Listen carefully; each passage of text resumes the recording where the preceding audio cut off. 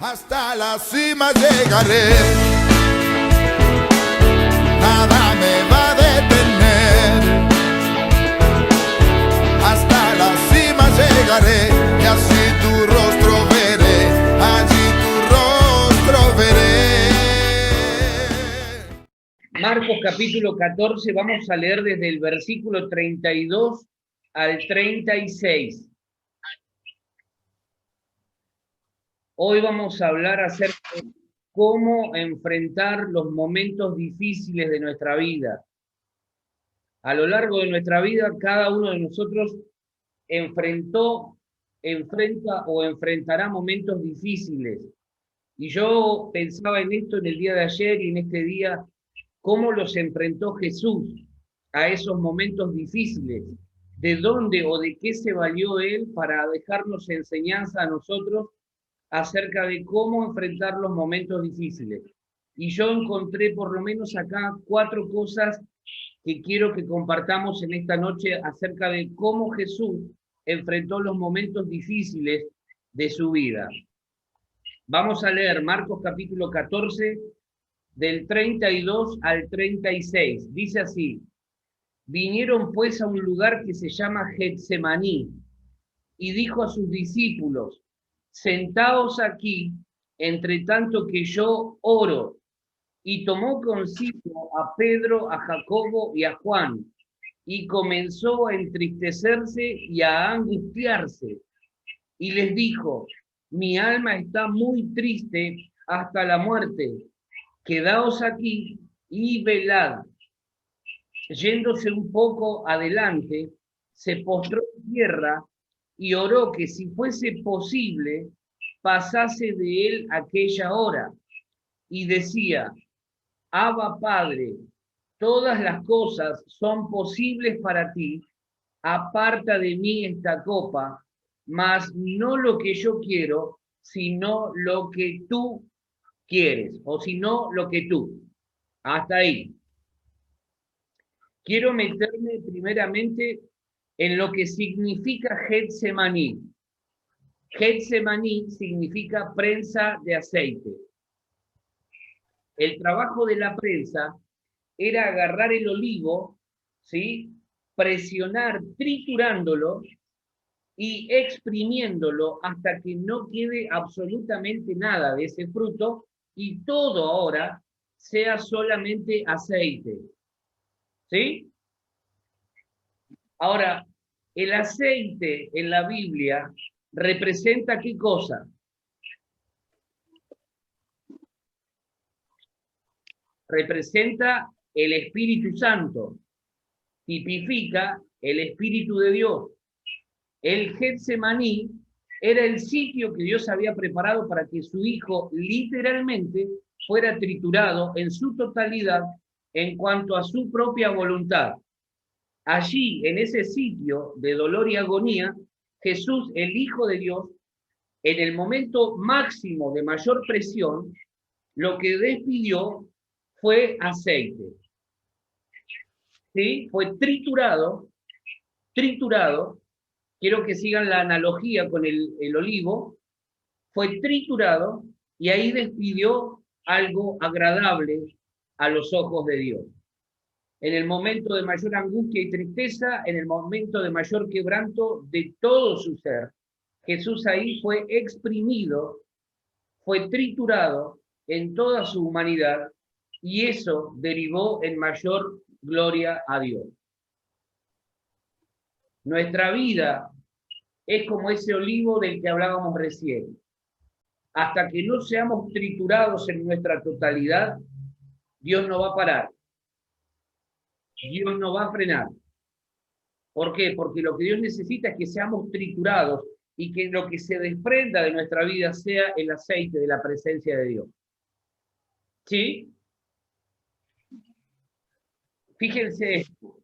En algún momento vos y yo vamos a tener que pasar por nuestro propio Getsemaní, por ese momento de quebranto, por ese momento de angustia, por ese momento donde nuestro ser es exprimido en su totalidad para que pueda emerger de nuestra vida aceite, la presencia de Dios despidiéndose para bendición de los que están alrededor nuestro. ¿Sí? ¿Estoy siendo claro? Sí. En algún momento nos va a tener que acontecer esto que le pasó a Jesús. Vamos a tener que experimentar nuestro propio Getsemaní. Esos sitios no los podemos obviar. De hecho, quiero que me entiendas bien lo que te voy a decir. Es acá donde Jesús empieza a morir. Jesús muere 2 veces. Empieza a morir en Getsemaní y termina definitivamente muriendo en el Gólgota. Acá es donde Jesús empieza a morir. ¿Por qué? Porque es acá donde decide rendir literalmente toda su voluntad a la voluntad de Dios. ¿Sí? Amén. La pregunta que yo me hacía y quiero compartir en esta noche con ustedes para que pensemos es, si nuestra vida hoy fuese triturada, si nuestra vida, como ese olivo que mencionábamos recién, fuese exprimida, ¿qué despediría nuestro ser? ¿Qué despediríamos? ¿Qué saldría de nosotros? ¿Cuál será el resultado de ese proceso? Porque ninguno de nosotros va a poder obviar su propio Getsemaní. Va a haber un momento donde nos vamos a encontrar cara a cara con ese lugar, con ese momento donde Dios literalmente va a aplastar nuestra vida, y quiero que se entienda bien lo que digo, nos va a triturar para poder ser definitivamente personas rendidas a su voluntad. Jesús empieza a morir ahí en el Getsemaní, muere definitivamente en el Gólgota. Era el lugar especial y elegido por Jesús para estar en intimidad con su Padre. Ahora lo vamos a ver bien. No te preguntes, ¿por qué a mí? Pregúntate, ¿para qué sucede? Todos en algún momento, frente a alguna situación difícil, nos hemos preguntado, ¿por qué a mí? ¿Por qué a mí? Si yo soy una persona que trato de hacer las cosas bien, ¿por qué me pasa esto? Bueno, seguramente es Dios exprimiéndote. Si estás en la perfecta voluntad de Dios, dale gracias a Dios que Dios esté triturando tu vida. ¿Sabes por qué? Porque lo que se va a desprender de tu vida va a ser mayor gloria. Amén. Amén. Podía haber tomado 2 caminos, la voluntad del Padre o su propia voluntad. Después lo vamos a entender mejor de acuerdo a la oración que Jesús hace. Pero ninguno de nosotros, yo quiero que vayamos entendiendo esto, ninguno de nosotros va a poder obviar ese momento de quebranto donde Dios viene a sacarnos literalmente el jugo. Getsemaní, quiero que nos ubiquemos como si fuera un mapa esto. Getsemaní era un lugar que formaba parte del Monte de los Olivos.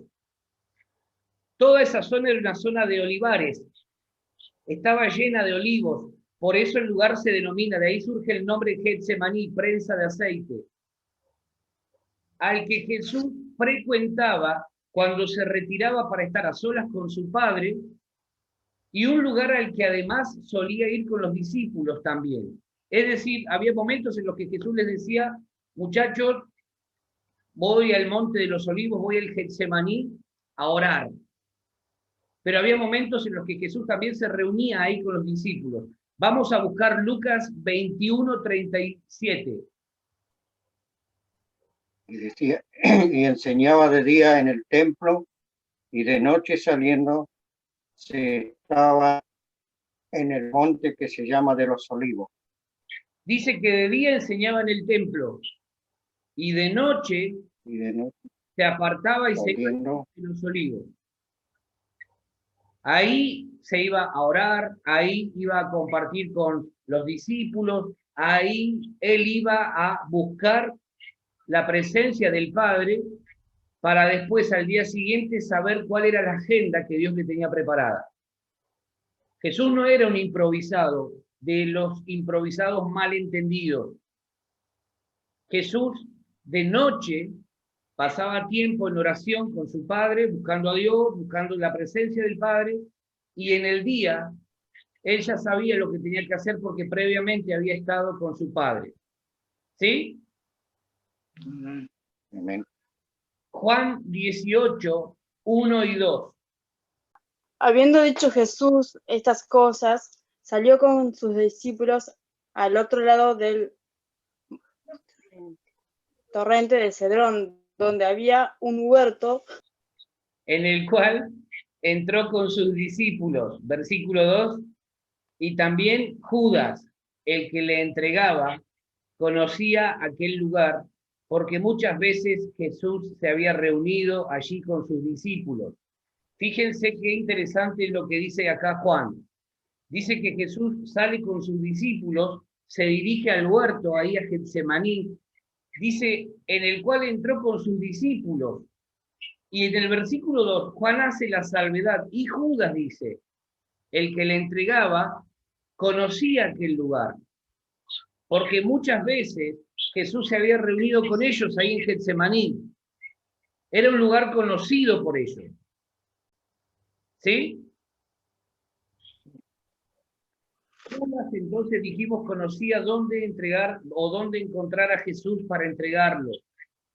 Sabía de la existencia de ese lugar íntimo, era un lugar íntimo. Ahí no iba cualquiera, iba Jesús, iban los discípulos. Él había estado allí presente también en varias oportunidades.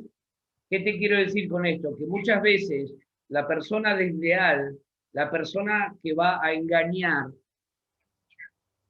está dentro del círculo íntimo. Jesús sabía que de los 12 había uno, siempre lo supo, y de hecho lo fue a medida que iba pasando el tiempo. Él sabía que había una de esas 12 personas que él había elegido que iba a ser quien lo iba a entregar finalmente. ¿Sí? Amén. Y siempre lo fue adelantando. El que pone el pan en su plato juntamente conmigo, ese me va a entregar. De cierto les digo que hay uno de ustedes que me va a entregar. Y todos empezaban, yo señor, no señor, yo señor, no señor. Sí, empezaban las dudas. Ninguno quería ser, pero había uno que sí, que era el que finalmente iba a entregar al maestro. Son personas con quienes has compartido secretos, vivencias, personas a las cuales has abierto tu corazón. Hay que tener cuidado de eso. Hay que tener cuidado. El corazón no se le abre a cualquiera. Sin embargo, Jesús, sabiendo todo lo que vendría, lo bancó, lo esperó. Veamos entonces cómo actuó Jesús frente a su momento más difícil en la tierra para ver cómo debemos actuar nosotros también. Versículo 33, ¿qué dice? Y tomó consigo a Pedro, a Jacobo y a Juan, y comenzó a entristecerse y angustiarse. Perfecto. Lo primero que yo quiero marcar como punto de partida es que frente al momento más difícil en la vida de Jesús, Él eligió amigos íntimos con quienes compartir ese tiempo. Jesús no se quedó solo. Jesús no se aisló. Jesús no se separó y dijo, bueno, muchachos, déjenme solo, quiero estar solo. Jesús, frente al momento de mayor presión y tensión en su vida, eligió personas de su confianza con quienes él pasar ese momento difícil. No se retiró, dijo, bueno, muchachos, déjenme, hasta acá llegamos. Eligió personas de su confianza, personas a las que él había formado y que eran de su plena confianza para pasar ese momento difícil. Fíjate que el versículo 32 dice lo siguiente. Llamó a sus discípulos y les dijo, quédense acá, entre tanto que yo voy a orar. Y en el 33 dice que toma a 3 personas, a Pedro, a Jacobo y a Juan. Es decir, es como que hace una diferencia, hace una diferenciación. Los llevo a todos, pero de entre todos los que están conmigo, yo voy a elegir a 3, Pedro, Jacobo y Juan, que de hecho son los 3 que siempre estuvieron más cercanos al corazón de Jesús. ¿Se dan cuenta cómo es el asunto? A veces pensamos que los momentos de dificultad los podemos atravesar solos. A veces pensamos que en los momentos de dificultad está para que nos aislemos y nos vayamos a cualquier rincón y nos separemos de todo y de todo. Jesús no nos muestra eso. Era el Hijo de Dios. Podría haber optado por cualquier camino. Sin embargo, Él nos enseña que en el momento de mayor dificultad en nuestra vida, siempre vamos a necesitar por lo menos de 3 que sean los que sostengan nuestros brazos, que sean los que nos digan o nos estimulen con palabras de aliento, que sean aquellos que oren por nosotros, que sean los que nos digan, vamos que se puede, vamos que de esta salimos. Amén. Amén. 3 personas. Esto es hasta simbólico, pero lo que te quiero decir básicamente es, no podés quedarte solo. No podés quedarte sola. Por eso yo no entiendo a veces a los cristianos, cuando pasan dificultades, en lugar de permanecer, se aíslan. En lugar de seguir firmes junto a aquellos que pueden ayudarte a levantar, o ayudarlos a levantar los brazos, terminan aislándose. Yo no lo entiendo. Porque no es eso lo que Jesús me enseña. Jesús me enseña que en el momento de mayor dificultad, Él agarró 3 y les agarró a todos y les dijo, vamos a orar. Pero de entre esos que iban con Él, dijo a Pedro, a Jacobo y a Juan, vengan, acompáñenme, vamos a orar. Y a ellos 3 les empieza a abrir el corazón. Muchachos, estoy muy triste hasta la muerte. Estoy muy angustiado, no me siento bien. No lo hizo con todos. Lo hizo solamente con esos 3. Esto me enseña y nos enseña que siempre debemos tener personas a quienes poder abrirle el corazón, revelarles la condición de nuestra alma.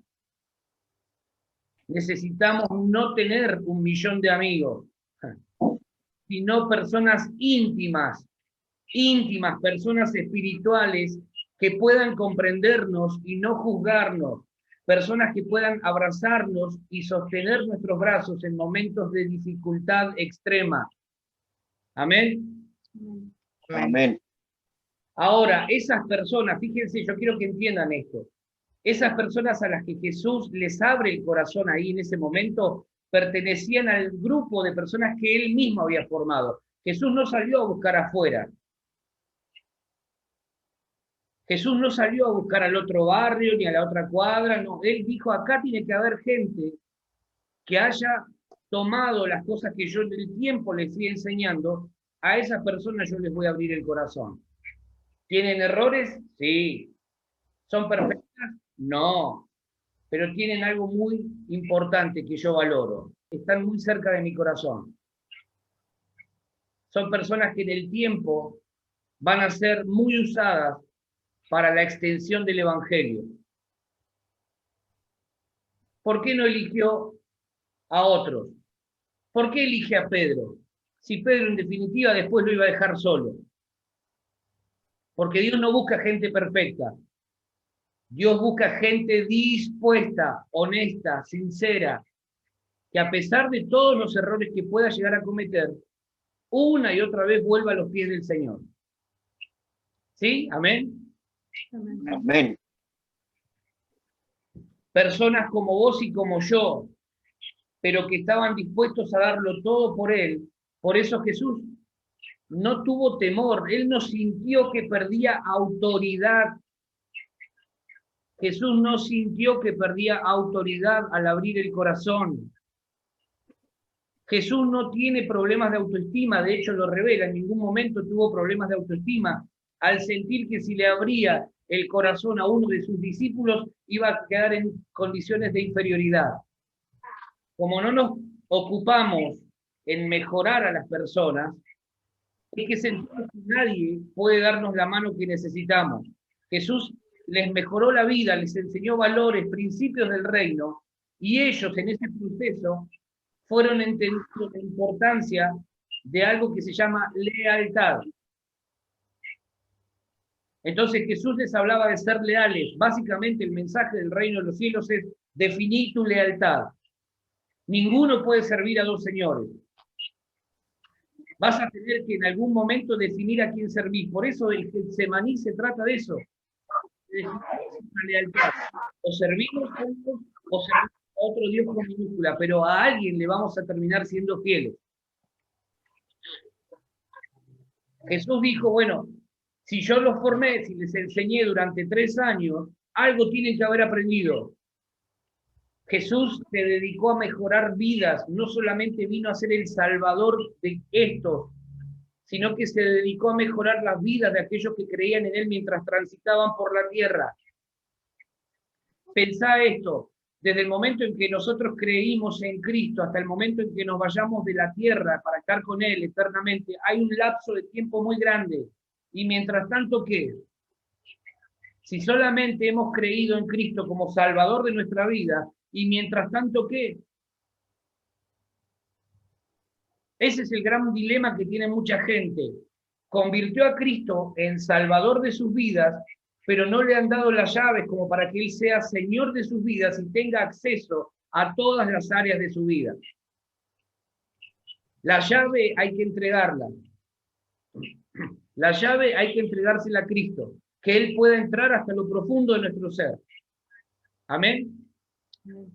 Amén. Tenga acceso a todas las áreas de nuestra vida. Porque si no, cabe la posibilidad de que solamente lo hayamos convertido en Salvador. Y mientras tanto, ¿qué? Y mientras tanto, ¿qué hacemos? Los valores del reino, cuando son aprendidos y puestos en práctica, nos mejoran en todos los sentidos en que alguien pueda mejorar. Los valores del reino siempre vienen a mejorar nuestra vida. Pero tenemos que ponerlos en práctica. Cuando alguien no los pone en práctica, es cuando sus valores manifiestan la vieja naturaleza pecaminosa. La lealtad y la deslealtad son valores opuestos que hablan del reino al que pertenecemos todavía. Cuando yo no puedo ser fiel, cuando no puedo ser leal, hablan de un reino al que todavía estoy perteneciendo. ¿Qué es ser leal? Es la pregunta que nos podemos hacer. Es no traicionar la confianza que se me ha brindado. Es no traicionar a quien me ha dado una oportunidad. Desleal es obviamente lo opuesto a leal. Es decir, quien actúa deslealmente no le importa la confianza que se le ha brindado ni las oportunidades que otros le han otorgado. Y acá es donde Jesús empieza, como dijimos recién, a morir. Jesús muere 2 veces. Primero muere acá a su propia voluntad y luego muere finalmente en el Gólgota. Antes del Gólgota siempre habrá un Getsemaní. Tu voluntad y la mía necesitan atravesar por ese lugar para definitivamente morir a nuestra voluntad, a nuestra autosuficiencia y a nuestra independencia, es decir, a nuestra actitud de querer vivir independientes de Dios. En ese lugar vas a experimentar abandono, traición, vas a experimentar ser exprimido en toda tu voluntad, en todo tu ser. Ahí va a morir tu autosuficiencia y tu independencia de Dios. Ahí mueren varias cosas previamente a la cruz. Tenemos que entender entonces que si tenemos personas con quienes compartir momentos así, esto va a ayudar a que sobrellevemos ese momento de dificultad. No tenemos que enfrentarlo solos. Entonces, dice el versículo 33, que tomó consigo a Pedro, a Jacobo y a Juan, y comenzó a entristecerse y a angustiarse. Entristecerse es ser afectado con una profunda tristeza. Angustiarse es sentirse perturbado interiormente, es inquietud profunda del alma y es depresión profunda del alma. Todo eso sintió Jesús en su humanidad. Fíjense Ninguno de nosotros alguna vez se imaginó a Jesús deprimido. Nos cuesta pensar que Jesús alguna vez pudiese estar deprimido, no sé, con un bajón terrible como el que estaba viviendo. ¿Por qué? Porque tenemos la idea de que Jesús era el Hijo de Dios y que mientras estuvo acá en la tierra no padeció ninguna de estas cosas. Y ese es un error, porque mientras Jesús estuvo en la tierra, vivió como hombre. Era consciente de que era Dios, pero vivió como hombre. Experimentó en carne propia todo lo relacionado al ser humano. Todo. Fue tentado en todo, pero no pecó jamás. Por nosotros, Él se hizo pecado. ¿Sí? Por nosotros, Él se hizo pecado. Por nosotros, Él cargó con todo el pecado de la humanidad sobre sus espaldas. Entonces, tenemos que entender esto. Lo que Jesús estaba sintiendo, esa inquietud profunda, esa perturbación en su interior, esa depresión profunda, como dijimos, no era por algo personal de Él. Cuando Jesús entra en este estado de angustia y de tristeza, lo hace producto de ver todo lo que el pecado había generado en la vida del ser humano. Por eso Él se siente angustiado, se siente triste, empieza a mirar y no puede creer, entre comillas, todo lo que el ser humano había provocado al abrirle la puerta al pecado, y él pensaba, el hombre creado a imagen y semejanza de Dios hoy vive en un estado de corrupción total. ¿Sí? Y eso es lo que hace que él se sienta angustiado. Eso es lo que hace que él se sienta triste.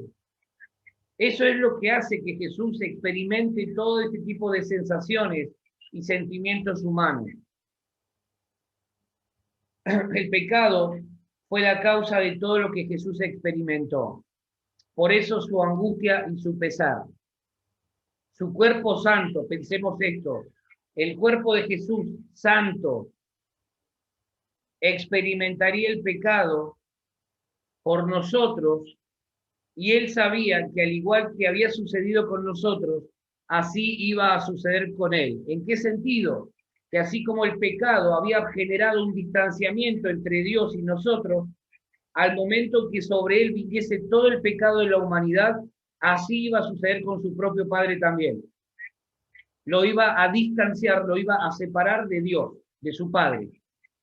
De hecho, hay un salmo donde él dice, Padre mío, Dios mío, ¿por qué me has desamparado? Y luego también lo dicen los evangelios. Dios mío, ¿por qué me has desamparado? En ese momento fue cuando Jesús tuvo conciencia de que su Padre le había vuelto la espalda por causa del pecado. Fíjense todo lo que significa Getsemaní para Jesús. Y después todo lo que acontecería luego. Es decir, por eso Jesús se angustia, por eso Jesús se deprime, porque ve todo lo que el pecado había generado en la vida del ser humano. No era por algo propio, no era que Jesús estaba depre porque no había logrado una meta, un proyecto personal, no había logrado, no sé, tener el ministerio más grande, no. No era por una cuestión personal, era porque había visto la degeneración en la vida del hombre. Jesús sabe todo lo que vendría a continuación. Por eso experimenta ese momento de tanta tensión. Si hoy te tocara atravesar tu Getsemaní, si hoy te tocara pasar por un momento como el que pasó Jesús, ¿tendrías esos tres en quienes apoyarte? Esto nos tiene que ayudar a pensar a nosotros. ¿Tendríamos esos tres en quienes escudarnos de alguna manera y apoyarnos y que sabemos que van a sostener nuestros brazos? ¿Tres personas a quienes abrirle el corazón?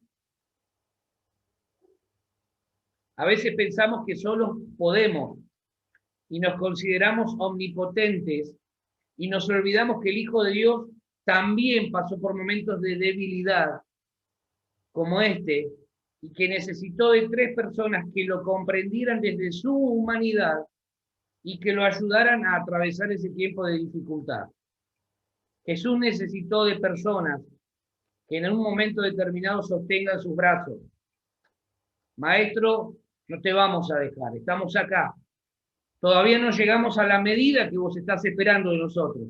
Todavía somos medios cabezones, pero acá estamos. Todavía nos cuesta entender algunas cosas, pero acá estamos, no te vamos a dejar. Amén. Amén. El Getsemaní define tu lealtad. ¿A quién vas a servir? ¿A Dios o al Dios con minúscula de este siglo? ¿A quién vas a servir? Porque no se puede servir a dos señores. O servís a Dios o servís a otro Dios con minúscula. Pero que vas a tener que definir, vas a tener que definir. Por eso a mí en lo personal me molesta y mucho cuando veo personas que demandan, pero nunca están. ¿Te ha pasado de tener gente así? Que te demandan, pero cuando vos necesitas que estén, nunca los ves. Personas que exigen y exigen, pero nunca los podés contar porque nunca sabés si van a estar. Exigen atención, pero nunca la brindan. Exigen amor que nunca dan. Exigen algo que nunca dieron, y eso es literalmente un engaño. No podemos exigir algo que nunca hemos dado. Eso es lo que hablábamos hace unos días. La ley de la siembra y la cosecha. Yo primero tengo que sembrar para luego cosechar. No podemos vivir así. Eso es un engaño. Necesitamos ser personas determinadas, leales. Señor, vamos a estar, que se caiga el mundo, pero acá vamos a estar. Amén. Amén. Versículo 34. Y les dijo, mi alma está muy triste hasta la muerte. Quedaos aquí y velad. Bien. Fíjense ahí, Jesús dice, mi alma está muy triste hasta la muerte. Quedaos aquí y velad. Jesús describe cómo era esa tristeza por causa del pecado. Dice, es muy grande. Incluso siento que voy a morir por causa de esa tristeza que siento. ¿Sí? Jesús mismo le está diciendo a esos tres, siento que voy a morir por causa de la tristeza que me embarga, la tristeza que siento es tan grande que siento que me voy a morir a causa de ella. En otros versículos paralelos, Jesús describe exactamente lo mismo y vuelve a usar la palabra triste, que en griego significa profundamente abatido, excesiva y extremadamente triste, difícil de soportar. Así se sentía Jesús. Insisto en esto, la razón de semejante tristeza no tenía que ver con algo propio. Jesús no se sentía triste por algo propio, porque no había alcanzado esto, porque no había alcanzado esto otro. No, él miraba al hombre y decía, no puede ser que algo tan maravilloso, creado a imagen y semejanza de Dios, pueda haberse degenerado como se degeneró por causa del pecado. Jesús se entristeció viendo cómo el hombre se había arruinado la vida, la existencia por causa del pecado. Nunca Jesús se conmovió tanto por algo propio. ¿Se dieron cuenta de eso? Nunca lo vas a ver a Jesús teniendo una conmoción tan grande en su ser por algo propio.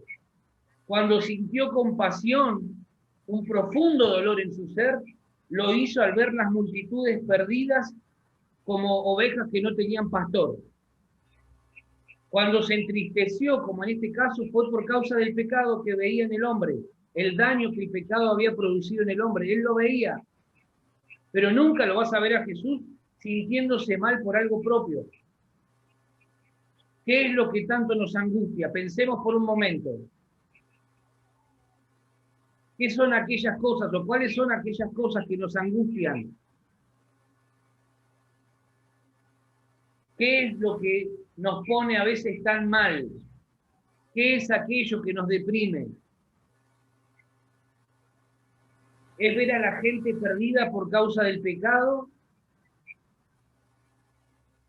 ¿O es no tener unos mangos para irnos de vacaciones ahora en este verano? Hay gente que ya se está deprimiendo porque dice, no, no tengo un mango para irme de vacaciones. Jesús, frente al tiempo de dolor y dificultad, no se aisló, no se apartó, no se quedó encerrado en sí mismo, compartió con 3 íntimos todo lo que estaba viviendo para que ellos pudieran sostenerlo en ese momento. No que ocuparan su lugar, porque eso es imposible. Nadie puede ocupar tu lugar en ningún aspecto de la vida.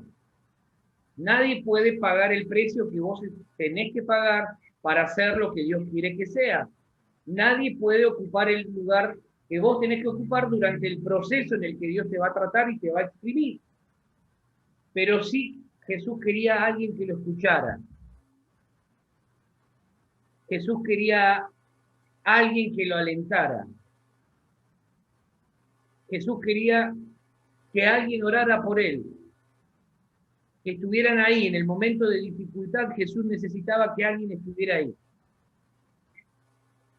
Hay personas que vos vas a ver que en el momento de dificultad tuya te van a tomar el buque, te van a ir, te van a dejar solo, sola. Por eso es tan importante que por lo menos tengamos 3 personas, como tuvo Jesús, de confianza, personas que estén ahí, a las que nosotros podamos levantar el teléfono y decirle, ¿podés orar por mí? Porque mi alma está muy triste, porque no la estoy pasando bien, porque tengo una situación difícil. ¿Podés orar por mí? ¿Podés acompañarme? A veces, en lugar de permanecer unidos, tenemos un tiempo de dolor y nos apartamos del resto. Y eso nos hace mal también. Nos aislamos y nos olvidamos que hay 3 que están ahí, listos, dispuestos para ayudarnos a seguir. ¿Sabés quiénes son? El Padre, el Hijo y el Espíritu Santo. Ahí tenés 3. Más todos aquellos a quienes en primera instancia haya sido leal, que puedan devolver lealtad con lealtad. ¿Sí? Lo segundo que nos enseña este texto es que Jesús, frente a su momento de mayor dificultad, eligió permanecer en oración. Versículo 32, ¿qué dice? Vinieron pues a un lugar que se llama Getsemaní y les dijo a sus discípulos, sentaos aquí entre tanto que yo oro. Perfecto. ¿Y el 35 qué dice? Yéndose un poco más adelante, se postró en tierra y oró que si fuese posible pase de él aquella hora. Bien. Es curioso que a veces nosotros, como decíamos recién, frente a la dificultad más pequeña que podemos atravesar, dejamos de orar. ¿Sí? Atravesamos un momento difícil y dejamos de orar, dejamos de leer la Biblia, olvidamos las cuestiones espirituales. Sin embargo, acá lo ves a Jesús enfrentando este momento de mayor dificultad, de mayor dolor y tristeza, pero permaneciendo en oración. Permaneciendo en oración. Agarró a los discípulos, les dijo, muchachos, acompáñenme. Se fueron al Getsemaní y les dijo, quédense acá, entre tanto que yo oro. Pero después agarra 3 y les dice, muchachos, acompáñenme. Se va un poco más adelante, se postra en tierra y sigue orando. Continúa orando. ¿Qué respuesta tenemos vos y yo frente a las dificultades que surgen en nuestra vida? ¿Cuál es nuestra primera reacción? ¿Cuál es nuestro primer instinto natural? ¿Qué cosas necesita el diablo para ponernos mal y hacernos abandonar la vida de oración? Porque lo primero que el diablo va a querer hacer es que abandonemos todo lo que nos comunica directamente con Dios. Lo primero que el diablo va a querer hacer es que nosotros dejemos de orar, dejemos de leer la palabra, Dejemos de practicar aquellas disciplinas espirituales que nos van a ayudar a sostenernos en el momento de la dificultad. Vamos a Lucas 22:44. Y estando en agonía oraba más intensamente, y era su sudor como grandes gotas de sangre que caían hasta la tierra. Bien.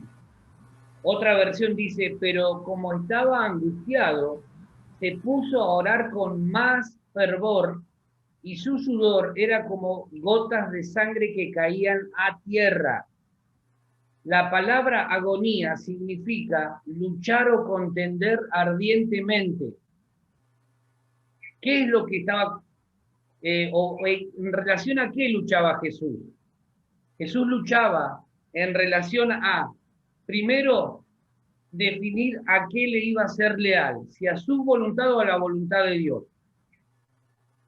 Ahí en su humanidad contendía ardientemente por establecer y definir, bueno, quiero ser leal a la voluntad de mi Padre, o elijo ser leal a mi propia voluntad. ¿Sí? Ahora Jesús sabía perfectamente que la única manera de sostenerse firme y fuerte frente a ese momento de dificultad era por medio de la oración. Era por medio de la oración. Jesús lo tenía claro, no puedo dejar de orar. No puedo dejar de orar. Tengo que seguir orando. Tengo que seguir machacando la oración. Y mientras más fuerte sea la lucha, más voy a orar. Y mientras más pesada sea la carga, más voy a orar. Por eso dice que oraba. Mientras estaba en agonía, oraba más intensamente. Oraba con mayor fuerza, con más ganas, con más ímpetu. Él sabía que no había otra manera de vencer. Él sabía que no tenía otra herramienta tan potente para hacerle frente a la lucha que estaba enfrentando si no era la oración, si no era por medio de la oración. A mayor sufrimiento, Jesús le imprimía más oración. A mayor tristeza y angustia, mayor dependencia del Padre. Fíjense, Jesús estaba agonizando, estaba experimentando esta primera muerte que yo les mencionaba recién, antes del Gólgota, antes de la cruz. Y él sentía que dentro suyo había una lucha, tengo que definir, y luchaba por hacer la voluntad del Padre o por establecer su propia voluntad. Y eso, ¿sabes en qué derivaba? En que su sudor, dice que eran grandes gotas de sangre que caían a tierra. Ahora, ¿qué hacemos vos y yo cuando experimentamos presión? ¿Cuál es nuestra reacción cuando estamos bajo presión? ¿Dejamos de orar? ¿Abandonamos la oración? ¿Pensando que las cosas se van a solucionar solas, sin necesidad de permanecer orando? Mucha gente sabe que la oración funciona. Si vos le preguntás a 10 cristianos que agarres así al azar, le preguntás, ¿vos creés en el poder de la oración? Sí, te van a decir que sí. Y les preguntale después, ¿y vos orás? Creo en el poder de la oración, pero bueno, orar, como quien dice orar, una cosa así que digan, qué bruto, cuánto ora. Entonces, hay una incongruencia. Creo en el poder de la oración, pero no la vivo, no la practico. ¿Sí? ¿Estoy siendo claro en lo que digo? Es importante que nosotros entendamos que no vamos a poder vencer en el tiempo de la dificultad si no nos apropiamos de la oración y del poder que radica en la oración. Elías, dice de Santiago, fue un hombre semejante a pasiones como las nuestras, pero un hombre que oraba y le decía, no va a llover por tanto tiempo, y no llovía. Y después volvía a orar para que lloviese y finalmente llovía.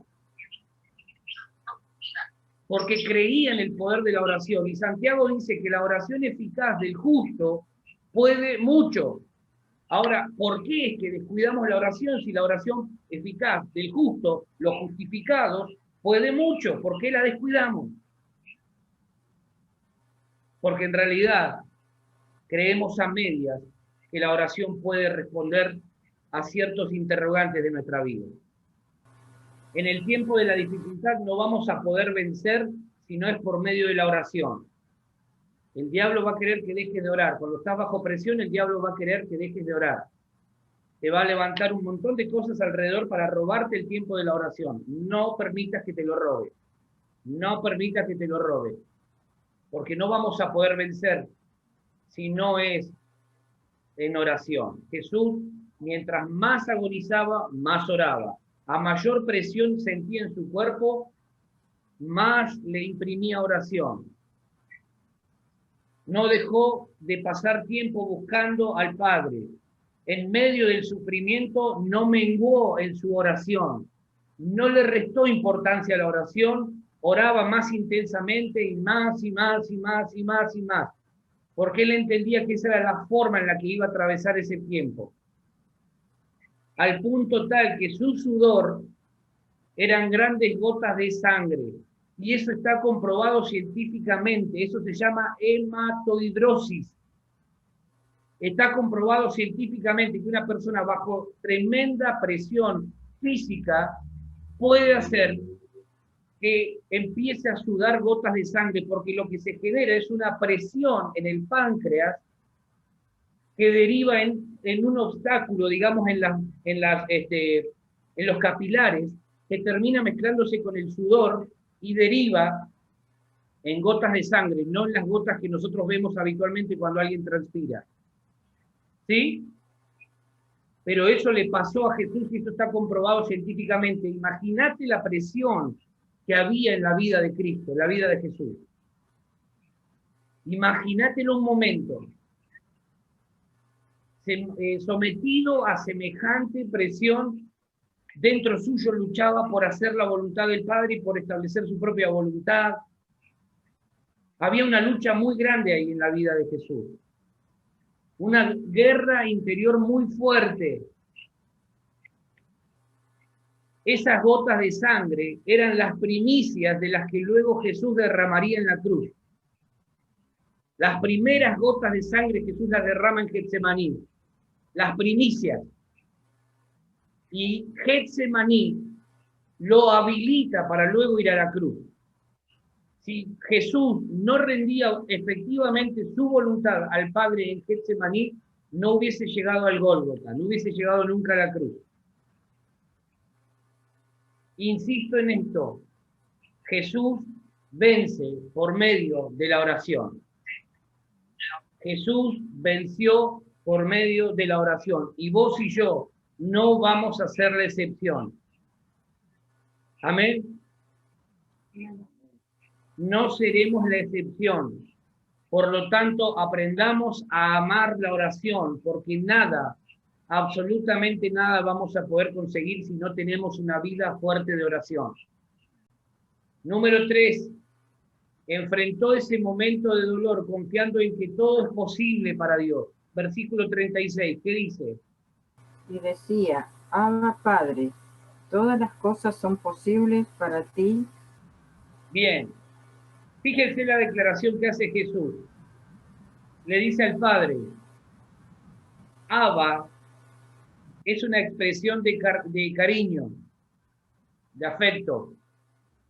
Es como decir papito. ¿Sí?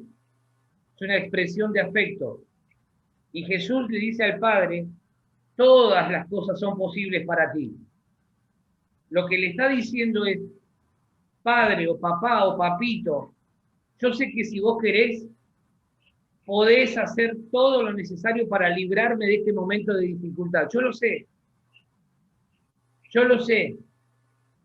Nunca dudó del poder de su Padre para cambiar las cosas. Pero comprendió algo más importante, y esto es lo que yo quiero que podamos comprender también nosotros.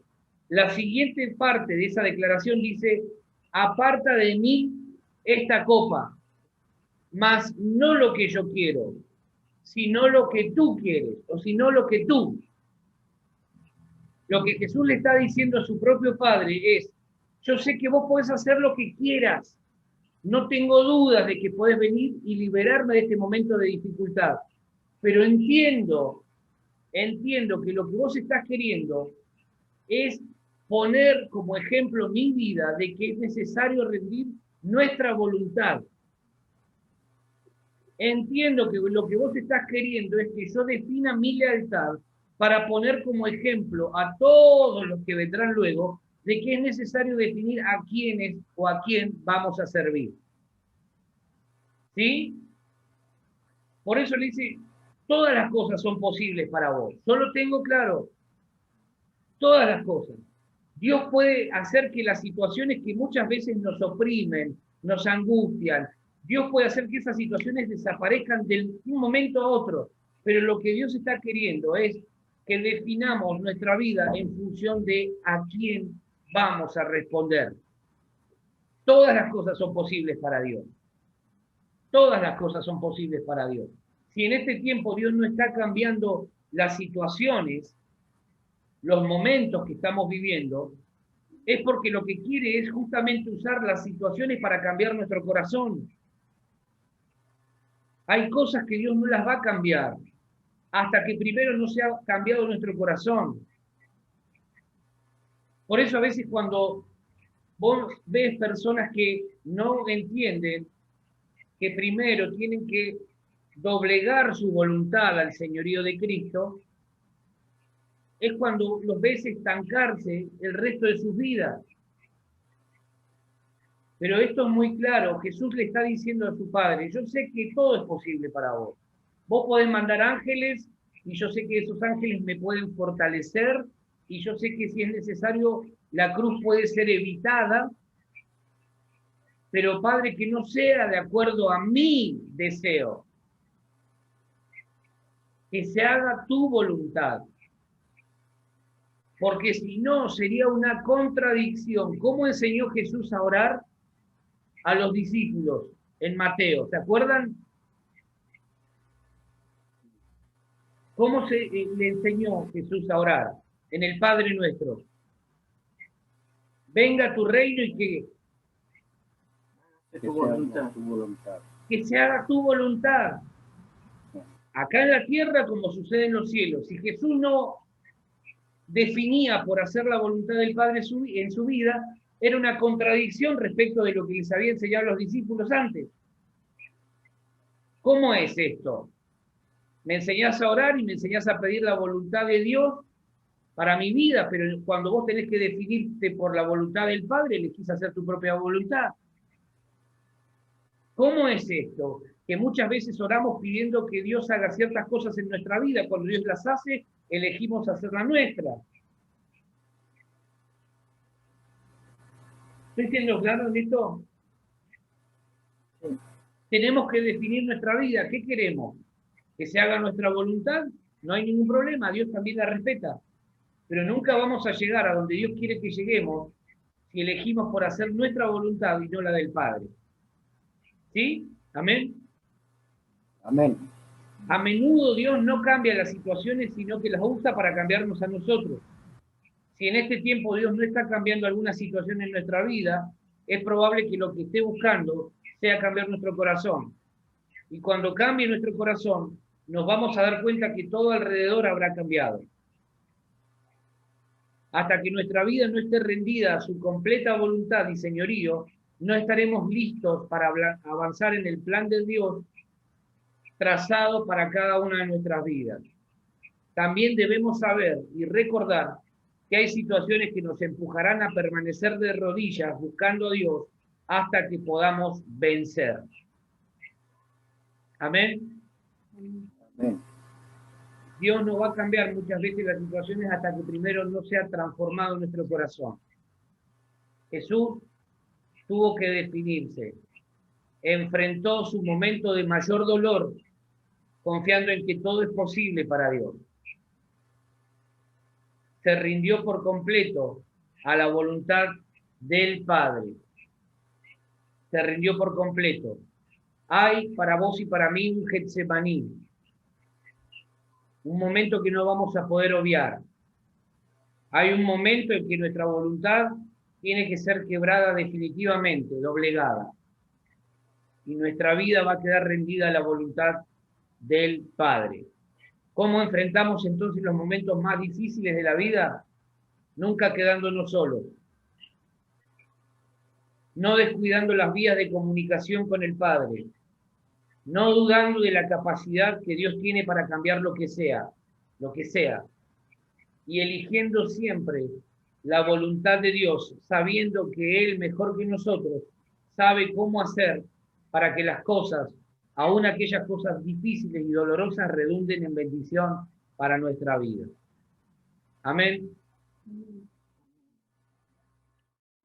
Y las montañas ya no son tan altas, cuando de tu mano yo puedo subir. Tu presencia me levanta, no voy a volver atrás, hasta la cima llegaré.